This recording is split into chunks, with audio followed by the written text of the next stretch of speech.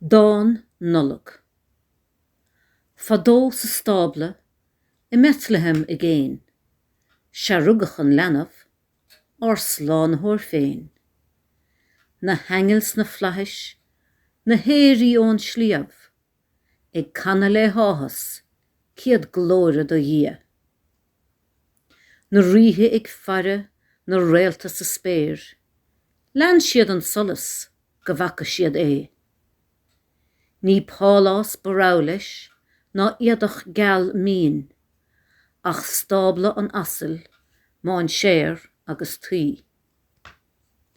A linne bhín álinn, a linne bhín chuin, túr grásta do mo gcónaí, is ullíocht I mo chrí.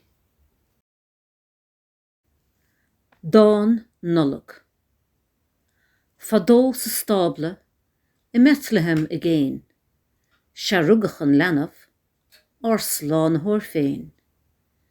Na hangels na flahis, na héirí ón slíamh, ag canna le háthas, ciad glóire do dhia.